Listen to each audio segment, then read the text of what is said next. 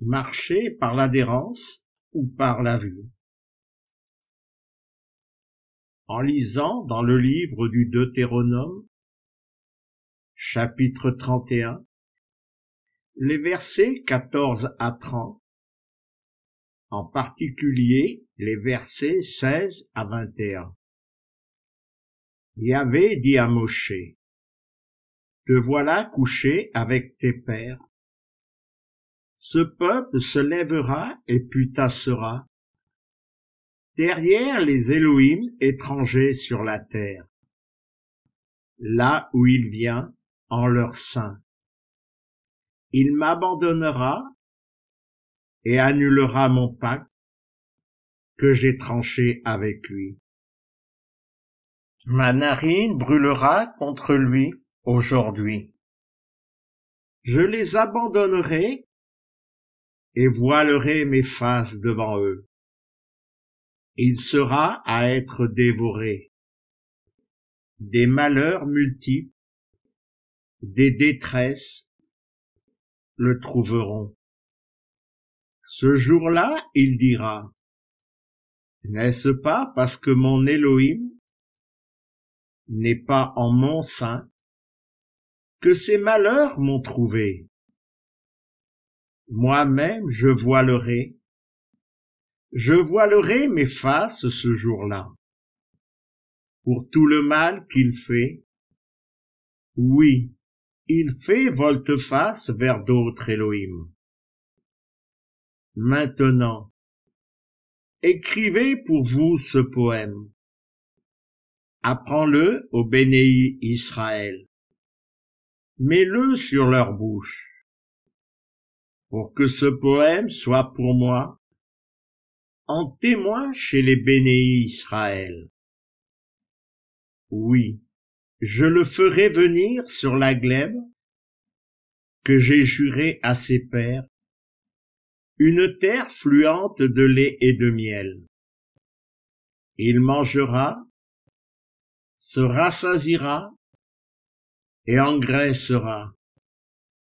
Il fera volte-face vers d'autres Élohim et les servira. Ils répugneront de moi et annuleront mon pacte. Et c'est quand de nombreux malheurs et des détresses le trouveront, ce poème répondra en face de lui, en témoin. Car il ne sera pas oublié sur la bouche de sa semence. Oui, je connais son instinct, ce qu'il a fait ce jour, avant que je ne le fasse venir vers la terre que j'ai jurée. Je n'ose imaginer la douleur qui traversa le cœur de Moshe, lui qui avait conduit ce peuple de Misraïm aux portes de Canaan, luttant chaque jour devant ce peuple à la nuque raide, qui dès la sortie de Misraïm s'était rebellé, murmurant sans cesse. Mais essayons de comprendre pourquoi et comment ce peuple élu, entré dans cette terre promise, a pu se détourner d'Élohim et se tourner vers d'autres Élohim. Lorsque j'écoute des prédications, assiste à une réunion, lis des publications sur les médias sociaux, je réalise pourquoi ce peuple élu s'est détourné d'Élohim. Ce peuple marchait par la vue et non par l'adhérence. Il est alors facile de comprendre ces mots de Yeshua. Évangile de Jean, chapitre 20, le verset 29. Yeshua lui dit: parce que tu m'as vu, tu as adhéré. en marche ceux qui n'ont pas vu et adhèrent? La réponse est dans ce verset. Ce peuple adhérait par la vue. Pendant 40 ans, le peuple hébreu avait adhéré parce qu'il voyait la présence d'Élohim dans la colonne de fumée ou de feu, parce que sa présence était visible de tout le peuple. Mais une fois établi en Canaan, éloigné de cette présence visible, hors de sa vue, ce peuple a perdu le contact avec Élohim. Ne pouvant plus voir, pour croire et continuer à marcher, derrière la colonne de fumée ou de feu, leur regard était déjà tourné vers les peuples alentours et leurs Élohim. Ainsi les paroles de Moshe, les versets 27 et 29 vont s'accomplir. Oui, je connais moi-même ta rébellion, ta nuque dure.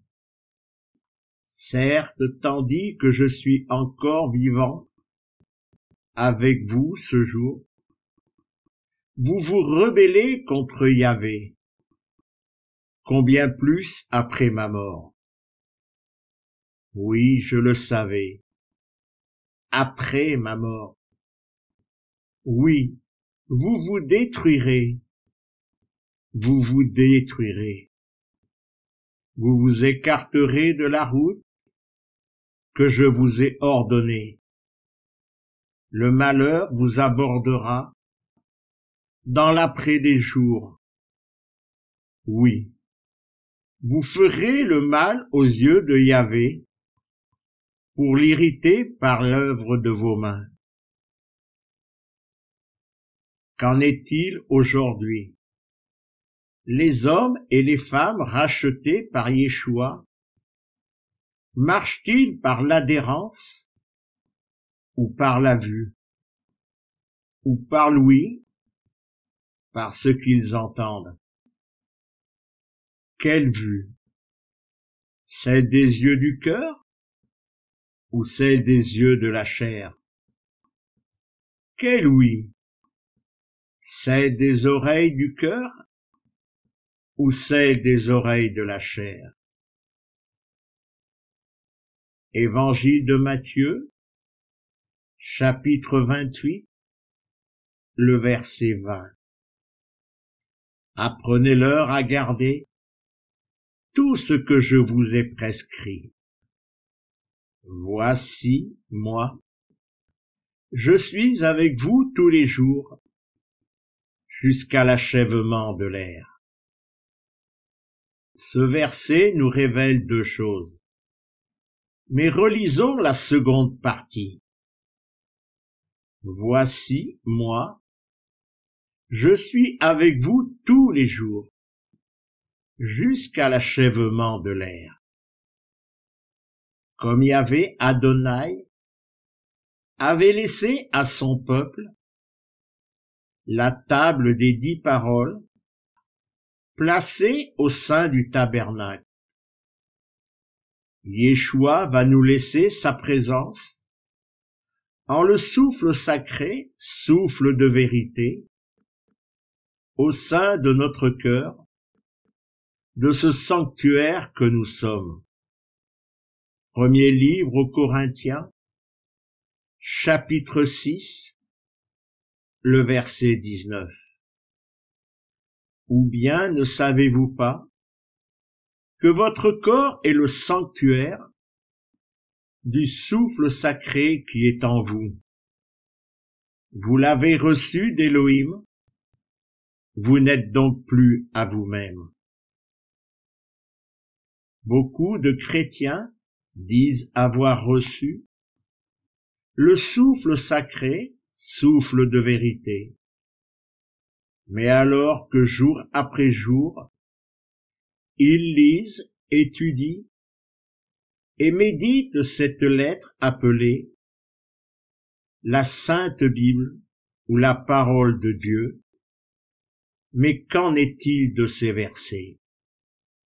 Deuxième livre aux Corinthiens, chapitre 3, les versets 4 à 6. Une telle confiance, nous l'avons par le Messie devant Elohim.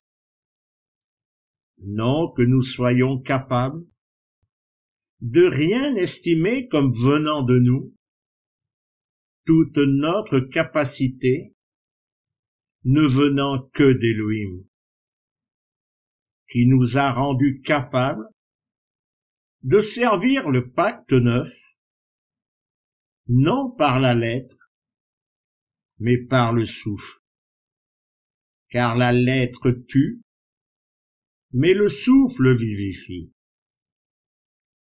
Nous devons réaliser que ce qui vient d'Elohim, ce qui nous rend capables de servir le pacte neuf, ce qui nous permet de devenir à la stature de Yeshua, ne peut être transmis que par celui qui sonde le cœur d'Elohim, le souffle sacré, souffle de vérité.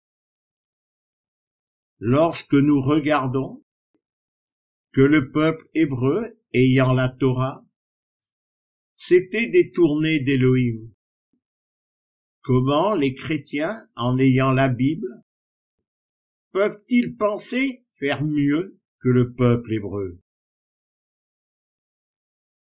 Savez-vous qui a déclaré que la Bible était parole de Dieu sainte? Recherchez par vous-même, mais un indice.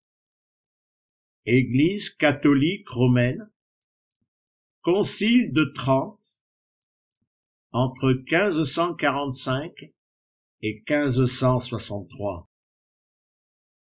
Cette même Église qui, lors du premier concile de Nicée, concile général des évêques de l'Empire romain, qui se tint à Nicée, aujourd'hui Iznik en Turquie, en Bithynie, du 20 mai au 25 juillet 325, sous l'égide de l'empereur Constantin Ier, va créer, compiler ces livres qui vont devenir la Bible. Oui, cette Église qui va canoniser, reconnaître comme saint ce livre, cette Bible.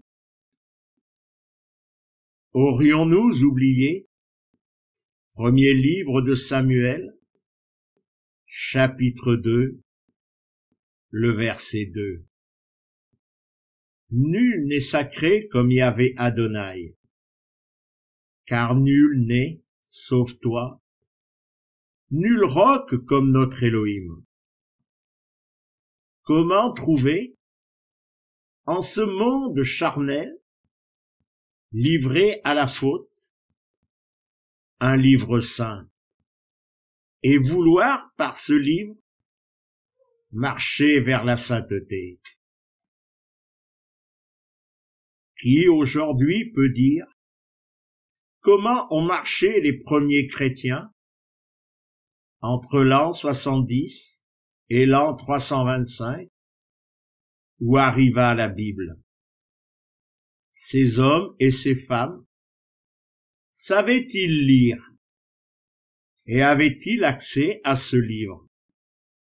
Et malgré tout, ils adhéraient sans avoir vu, jusqu'à donner leur vie pour Yeshua.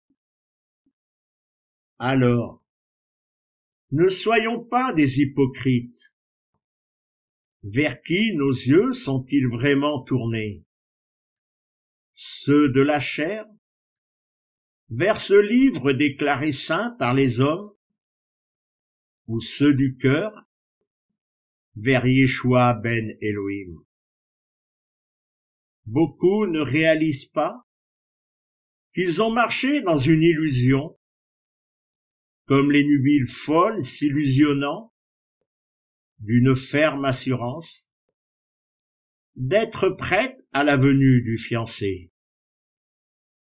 Mais elles n'avaient plus d'huile dans leur lampe, cette huile qu'est le souffle sacré, souffle de vérité en nous. Lisons Évangile de Jean, chapitre 13, les versets 34 et 35. Je vous donne une misva nouvelle. Aimez-vous les uns les autres. Comme je vous aime, vous, aimez-vous aussi les uns les autres. Par là tous sauront que vous êtes mes adeptes, si vous avez de l'amour les uns pour les autres. Ces versets m'ont frappé comme une évidence. Est-ce la Bible, sa lecture, son étude, ces enseignements qui montrent que nous sommes les adeptes de Yeshua? Est-ce la Torah qui montrait que le peuple hébreu était le peuple élu? La réponse est évidente. Non. Pour les peuples autour du peuple hébreu dans le désert, c'était la colonne de fumée ou de feu qui montrait la présence de Yahvé Adonai. Aujourd'hui, tout est dit dans les versets 34 et 35. Mais l'amour qui montre à tous que nous sommes adeptes de Yeshua ne peut être qu'en nous, par le souffle sacré, souffle de vérité. Lors d'une nuit, alors que le sommeil semblait me fuir, une question. Est-ce la Bible qui t'a gardé, qui t'a conduit tout au long de ta vie? Les questions venaient comme un torrent, mais un torrent d'amour. Était-ce la Bible qui te gardait quand tu risquais ta vie dans l'insouciance et la fougue de ta jeunesse? Était-ce la Bible qui a amené vers toi cette épouse qui t'accompagne? Était-ce la Bible qui a bouleversé ton cœur? Était-ce devant la Bible que tu t'es incliné en revenant vers Elohim? Était-ce la Bible qui t'a délivré des chaînes de tes fautes? Était-ce la Bible qui t'a appelé à aller vers les frères dans le besoin? Était-ce la Bible ou ma main qui t'a délivré un jour de détresse? Était-ce la Bible? Tant de questions. Et au fur et à mesure que les souvenirs revenaient, toujours la même réponse. Non, ce n'était pas la Bible. Lorsque je lis les chapitres 38 et 39 du livre de Job, je ressens cette humilité devant l'amour d'Élohim. Comment pouvons-nous être autant aimés? Était-ce la Bible qui me faisait découvrir cet amour? Est-ce que la Bible pouvait me dire « Je t'aime » Si cela avait été le cas, alors une multitude d'hommes et de femmes auraient découvert et vivraient cet amour, et le monde en serait éclairé. Pourtant, lorsque je me rends dans une réunion, que j'écoute une prédication, lis des publications et des commentaires sur les réseaux sociaux, je ressens une immense tristesse pour ces hommes et ces femmes qui ont mis la Bible à la première place dans leur vie. J'ai l'impression qu'elle est devenue un Elohim qu'il faut vénérer comme un trésor précieux, comme la source de leur salut. Si la Bible n'est pas un trésor, la source du salut, que peut-elle être? Relisons Évangile de Matthieu, chapitre 28, le verset 20. Apprenez-leur à garder tout ce que je vous ai prescrit. Voici, moi, je suis avec vous tous les jours, jusqu'à l'achèvement de l'ère. Que nous dit la première partie de ce verset? Apprenez-leur à garder tout ce que je vous ai prescrit. Alors je lis la Bible, non pas comme un livre de commandements, d'enseignements, mais plutôt comme un livre de révélation de ce que Yeshua a prescrit. Relisons alors les évangiles, non pas au travers des enseignements, des guérisons, des miracles, mais en voyant ce que Yeshua est réellement et ce qu'il désire que nous soyons aujourd'hui, non pas avec et au travers de la Bible, mais par le souffle sacré, souffle de vérité. Oui, Yeshua a aimé, et il aime encore aujourd'hui. Mais plus que cela, il est amour. Amour, révélé au travers du sermon sur la montagne. Amour, pour la prostituée et ses accusateurs. Amour, pour la Samaritaine.